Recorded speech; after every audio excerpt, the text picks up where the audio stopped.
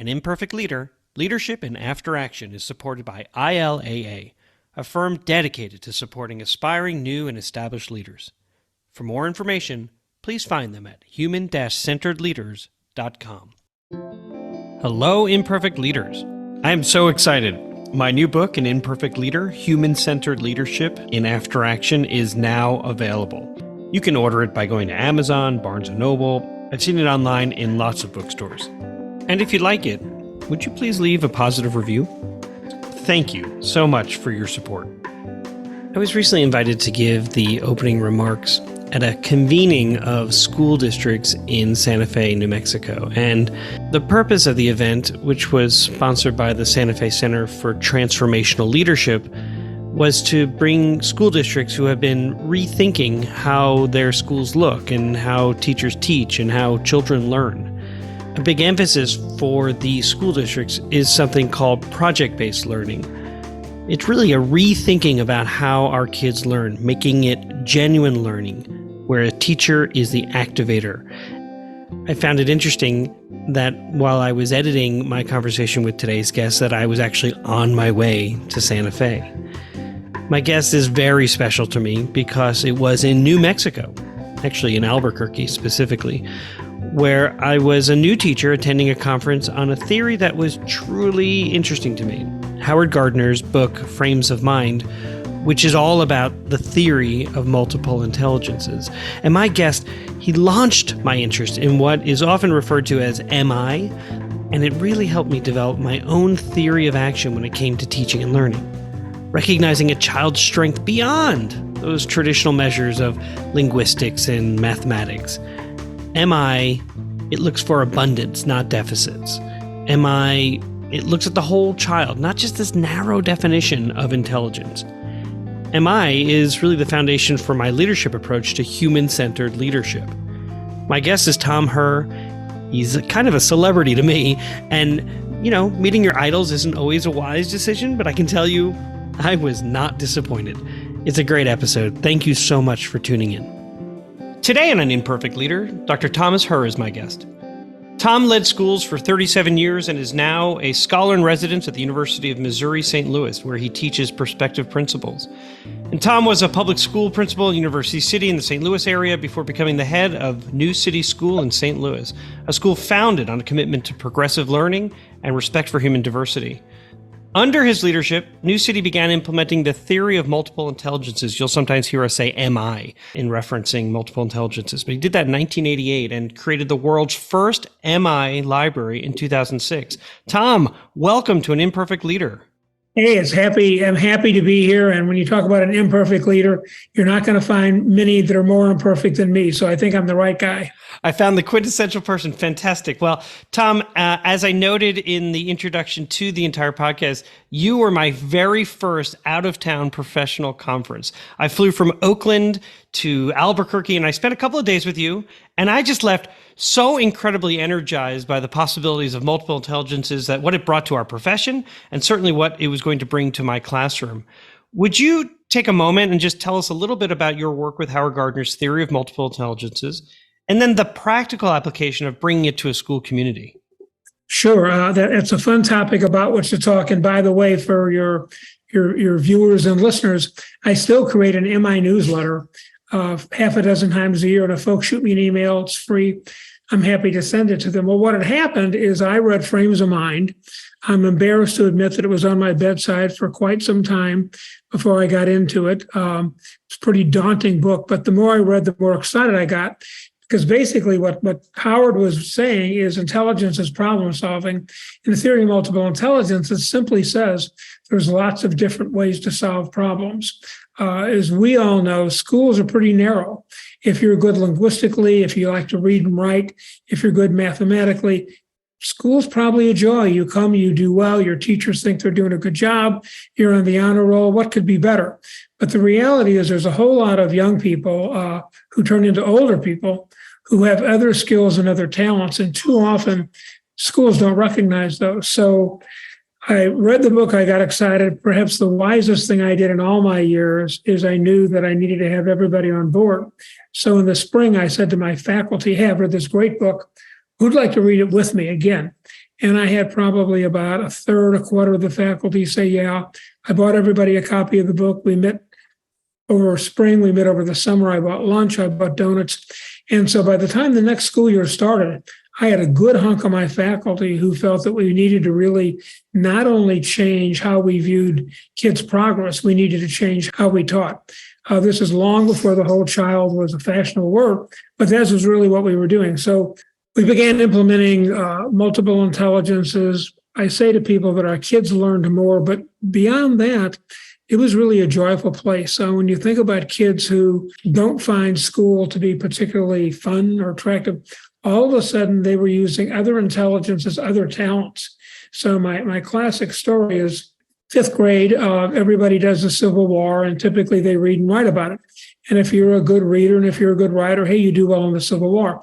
Well, our teachers thought, how can we let kids use other intelligences?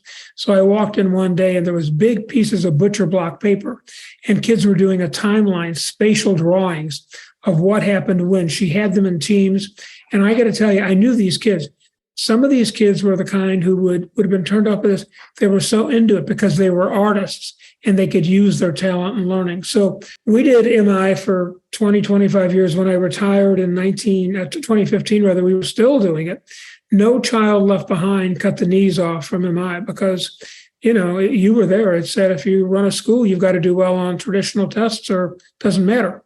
To this day, though, I still hear from people, from adults, from kids who talk about how using MI has changed how they view the world and how they succeed. I'll tell you, though, as I've been talking to leaders around the country, and they are really engaging in what might be called the portrait of a graduate or a shared image of what a successful graduate will look like, they're really speaking to what you were advocating for, certainly for me in the late 90s as a new teacher, and then certainly as I developed into an administrator, trying to find those opportunities to have children shine based on their intelligences where they had strength. Never have you suggested that they not be good readers, good writers, focus and work in the area of in logical, mathematical, in terms of their math skills. It was an and they ought to have opportunities to be able to demonstrate their interpersonal or intrapersonal or their bodily kinesthetic intelligences. And I'm starting to see that now on these profiles of graduates that big entities like the Kaufman Foundation are funding.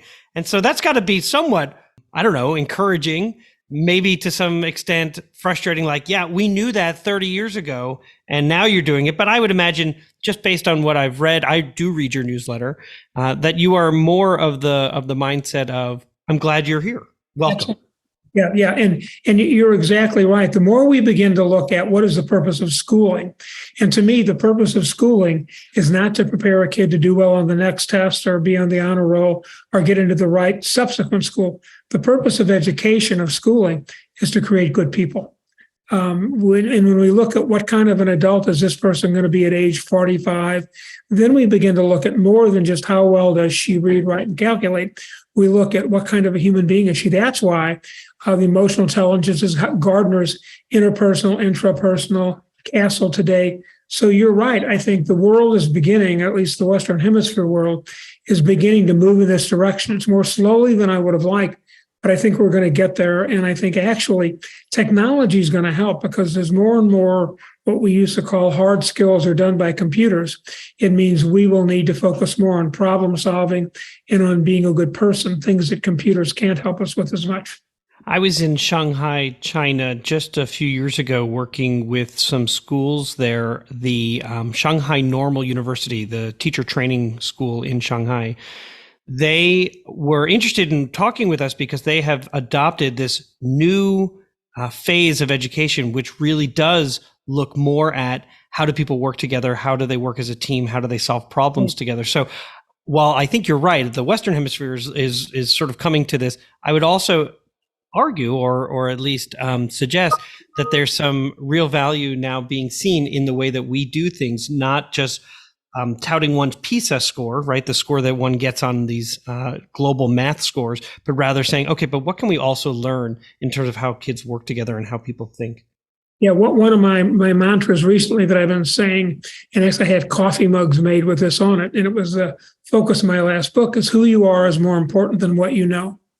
And as you said earlier, that's not to denigrate knowledge. I mean, if you can't read, write, and calculate, you've got some challenges ahead. But it is to say that we educators need to embrace who you are is more important than what you know, helping people develop, helping the moral kinds of issues come to the fore, developing character, developing social emotional learning. Absolutely. So I wonder, these days there have been some reckonings.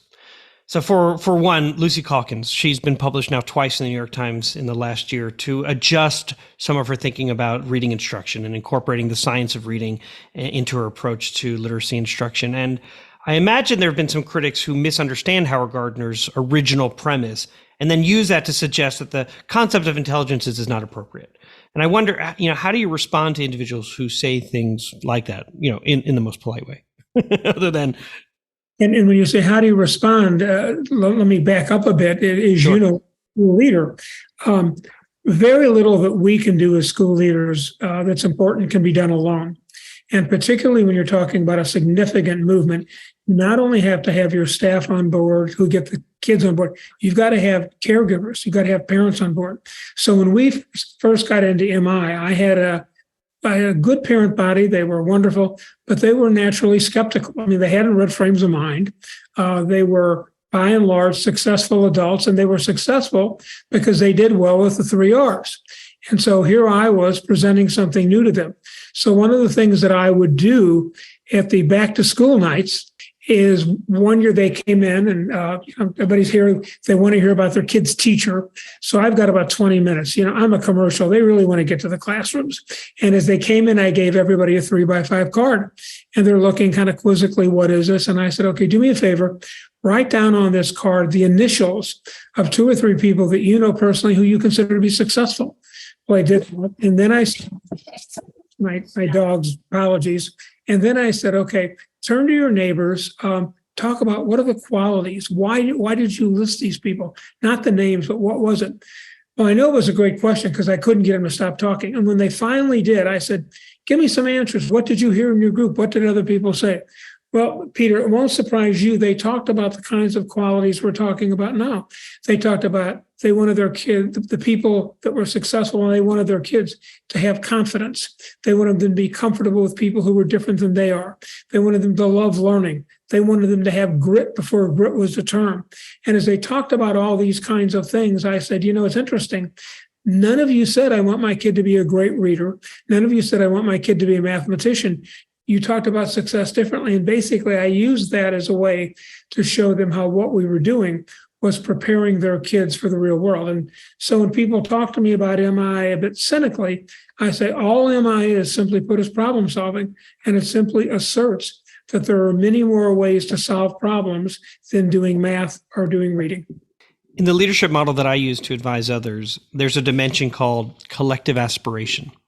And that's really it's like the heart of an organization's work. And inside that dimension is a term, a shared image of success. And as I was reading your article recently, you had an article in AASA's magazine. That's what prompted me to say, I need to go talk to him again, or see if he would talk to me.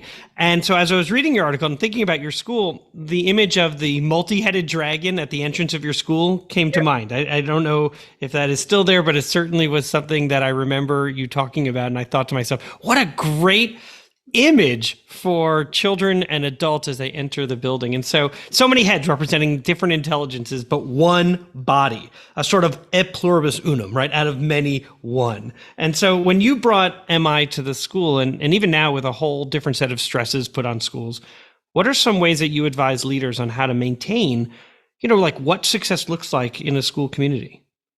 Well, the first thing I think with any major move is you got to get everybody on board. And I think of concentric circles. So, as the head of the school, as the principal, you're the dot in the middle. But then when you do the concentric circles, you probably have a little cabinet, but then you've got your faculty. And, I can't do it without them. They need to be on board. And one of the things I've recognized is no matter how good my idea happened to be, they're going to get changed when I take them to the larger group. I also know they're probably going to be changed for the better. And the bottom line is everybody needs to feel ownership. If it's Tom Hoerr's idea, it's not going to go very far.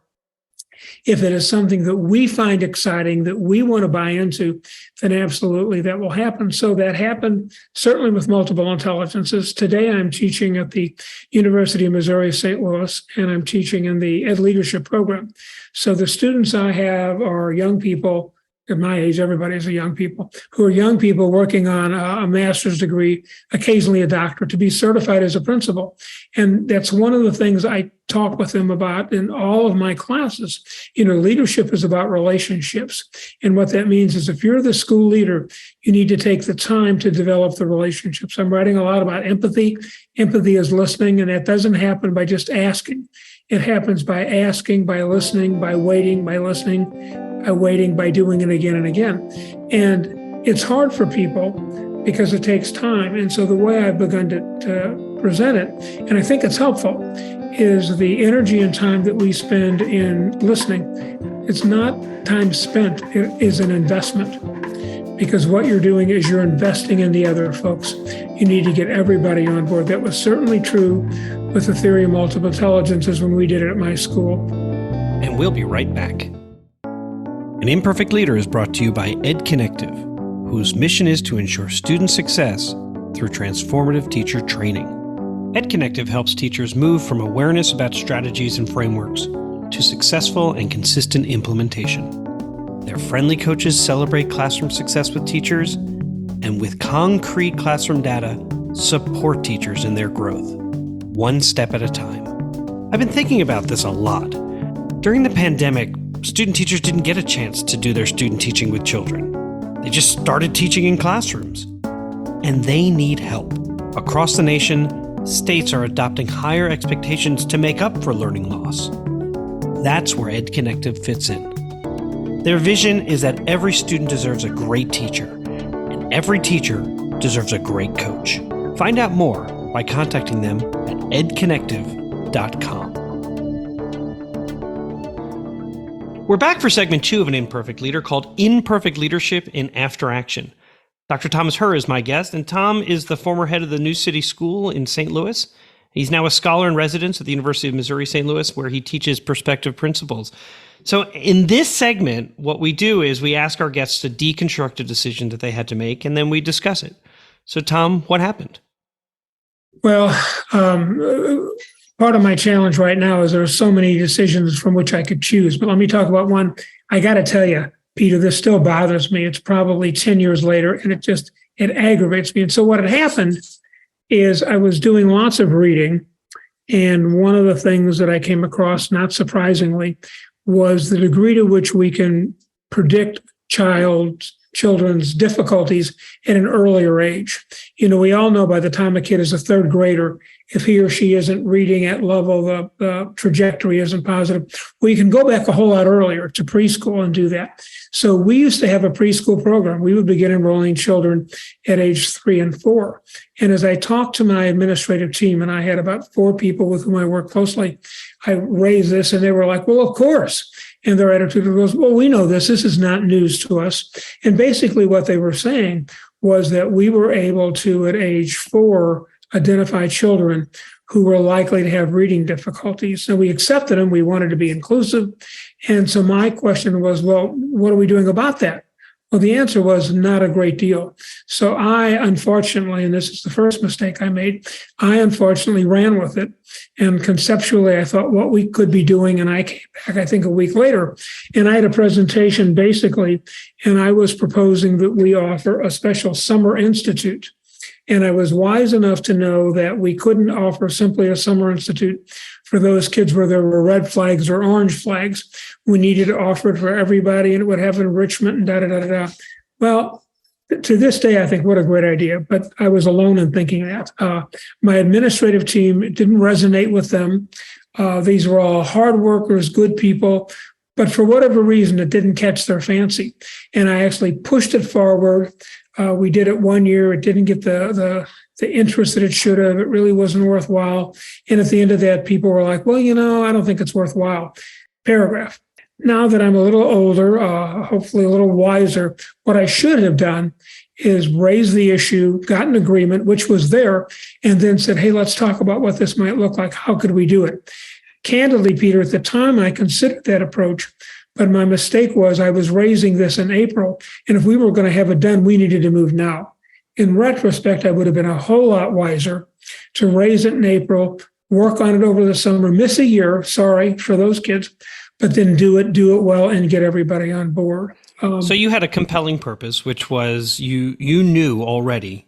And in the state of Missouri, in fact, the chief warden of Missouri said that 4 out of 5 of the inmates in prison are illiterate. 4 out of 5 have not graduated high school. He looks at third grade reading scores as sort of a measure for him, he said, to determine how many prison beds he was going to need, which is just the most appalling thing to think about, although it's a reality for him. And so here you had this compelling purpose. I want to avoid being at all responsible for contributing to that number. And so here we are, a school that accepts everybody, regardless of skill, because we are a multiple intelligence school. So we are going to live our values of being that diverse community. And you see that there is a real need because you know that preschool would be a great place for the school district or your school in particular to be able to really combat this issue. And what I hear you saying, sorry, this is a long way of getting there, is that harvesting the wisdom of others, something that you value, was overlooked. And instead you saw the sense of urgency because you were in April. And so you pushed forward only to find later on that you would not have the support moving forward. So would you say that is there anything else that you would say got overlooked in your thinking about this as an approach? Well, no, but I would even take the point you made, and you described it perfectly well, and I would kick it up a bit farther. If I had it to do over again, I shouldn't have limited my initial, hey, here's a problem, to my administrative team. Had I brought in some teachers, I'm sure I would have heard that. And as you know, I'm an inclusive person. I think the more people you can have at the table, the better. Semicolon, however, comma. That said, the more people you have at the table, it gets messier, it gets slower, and what you're going to wind up with is going to be a little different. In retrospect, I now see how clear it was that would have been better. But at the time, I was captured by the immediacy. We need to do something now. Let's get on it. And probably I had been at the school for so long and had worked with these people for so long. And again, they were all good. I think I overestimated the fact that my enthusiasm was going to win the day. So you're really speaking to relationships. You've mentioned it a couple of times in our conversation. What did you learn about relationships, or what new relationships were formed as a result of this situation? Well, one of the things that I learned about relationship over time always is that relationships are best when there's a reciprocity. There's going to be a hierarchy. I make the final call. I'm in charge of this school. But the bottom line is the less that is evident in the everyday discussions, the better. And even though I think I'm an approachable guy, even though, I've got a PhD, and yet in my school, everybody was on a first name basis. So I'm Tom, you're Peter. The reality is that in particular for teachers, they're often less comfortable pushing back. And so what I needed to do was create an environment where that could happen. So for example, one of the things I learned, I did a survey every year with my staff where I would ask them for feedback and ask them for input.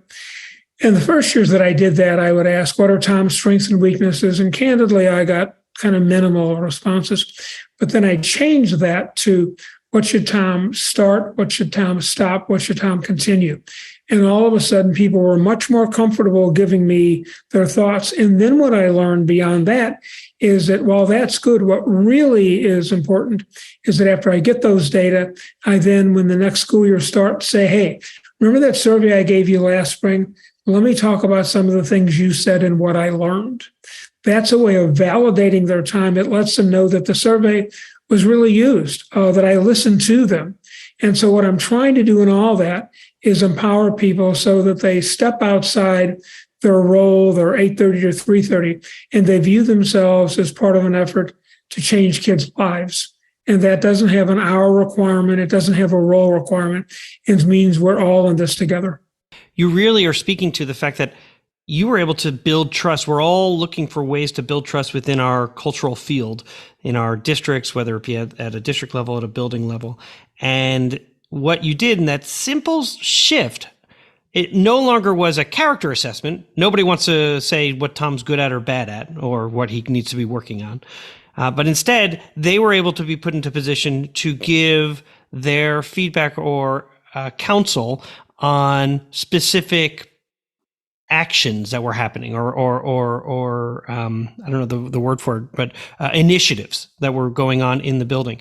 And those will, in their feedback, help you begin to see why they think it's good to keep going or why there's a need to stop. And then you're able to bring it back to them, because when they're giving you feedback on what does Tom do well, first of all, you're not going to, at a September meeting, say, and here are all the things you tell me I do well, or here are the things that you think I need to be working on, and people feel somewhat uneasy or uncomfortable because now, even if you don't want to respond in a way that seems as if you are, you took it personally, there's always something that goes, well, it sounds like he was taking that kind of personally. So instead, you took all of that off and said, how can I be a better leader? Tell me about the programs you think we should keep doing, pause on.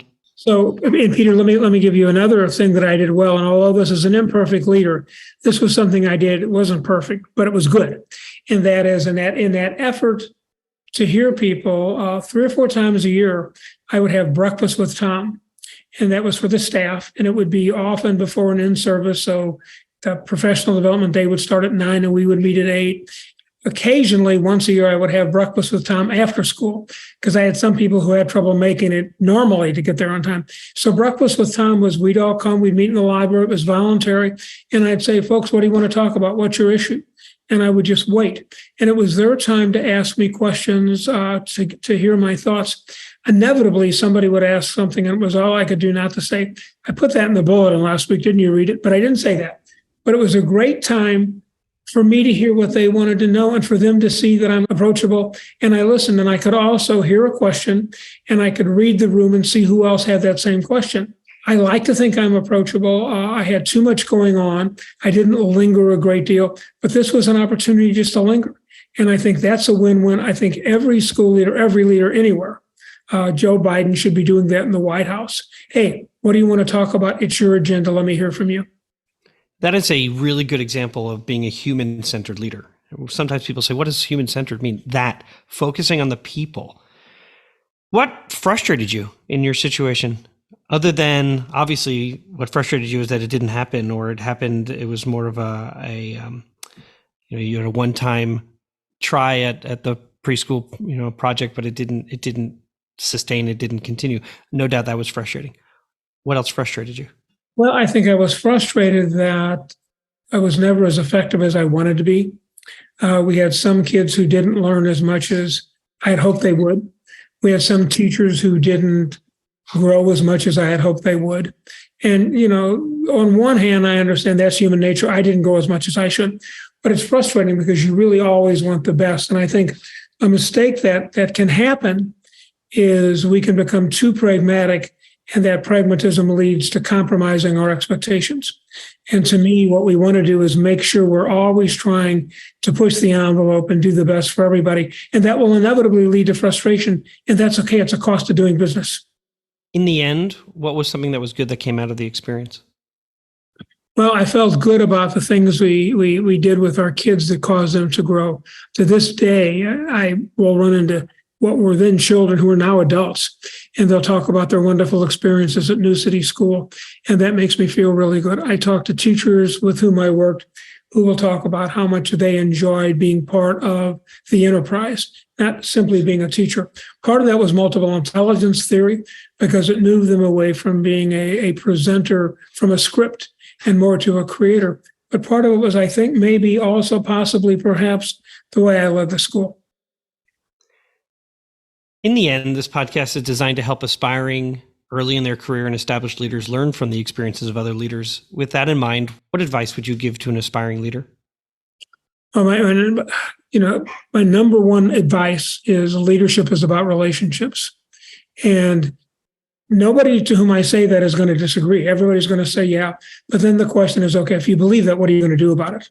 And, if they email me, my last book talks about it, the things I've described here. It's not enough to just say, oh, okay, I get that. The question is, what are you going to do? And not only what are you going to do with the people with whom you're already close, How are you going to pull in the people with with whom you don't agree? One of the things that I have my students do in class at the University of Missouri St. Louis, these are mostly current teachers who are preparing to be principals. And as we talk about life, and I'm sure this is true for your listeners and viewers as well, we park pretty much in the same place, we walk in the same door, we walk to our classroom. And as I talked with my students, most of them had wings of the building, particularly in high schools and middle schools, that they'd never been in. So one of the tasks was to walk down the halls. What do you see? What's on the wall? What's the message there? And then if I'm a new principal, I'm going to make a point of talking to somebody who's not in my loop. It's very easy to talk to those people. Actually, my second year as a principal, I had a school of 400. I was a public school principal in University City, Missouri, and I didn't know the parents as well as I should have. This was back in the pre-email days. I had a card box, and every night before I'd go home, I'd pull out 5 parents' information cards and call them randomly and say, hey, I'm Tom Hoerr, I'm Fred's principal. I thought I'd say hi. So after the 30 seconds were, no, I'm not calling because Fred had a problem, we would talk about what was going on. That was a wonderful way to develop relationships and develop trust. Well, I would do that too as the leader of a school, make a point of bringing in people. Everybody that I know who's taken over a school says one of the best things they did as a new principal was they made a point of having a one-to-one meeting with every staff member, not just every faculty member, every staff member during the summer. And I think that's great, but it's not enough. That should happen every summer. At the end of your 3rd year, 5th year, 13th year, you say, hey, come on in, Peter. You and I have talked before. How's it going? What's happening with your family? That propinquity, the relationships that develop out of the interaction is really key. We lead not because we're smarter or we work harder. We lead because people trust us, and that trust comes out of relationships, and that comes out of the time, the emotion that we invest. My guest again was Dr. Thomas Hoerr. And Tom, I met you more than 20 years ago. You were an inspiration to me then, and you continue to be an inspiration for me now. And the value that we put on things like logical mathematical intelligence, linguistic proficiency, that's always really bothered me. And you and Howard Gardner, you gave me the words as a teacher and then as a principal and then certainly as a superintendent. And you gave me the confidence to approach education with this, well, you said it earlier, the whole child in mind. And you don't often get to say thank you to your influences, so this was a real treat. Thank you for being my guest, but more importantly, for being a real influence on my professional life. Well, Peter, thank you. This was really fun for me, and thank you for what you did all those years. We're all in this together, so I'm glad I could help. Music for An Imperfect Leader was written and arranged by Ian Varley. Sam Falbo created the Daruma doll butterfly artwork. Imperfect leadership is not a scarlet letter. It is a badge of honor. It recognizes that serving as a lead learner is about being a vulnerable leader, an empathetic leader, a compassionate leader. And I'm proud to be an imperfect leader, so I hope you'll join me next time for another episode of An Imperfect Leader, Leadership in After Action.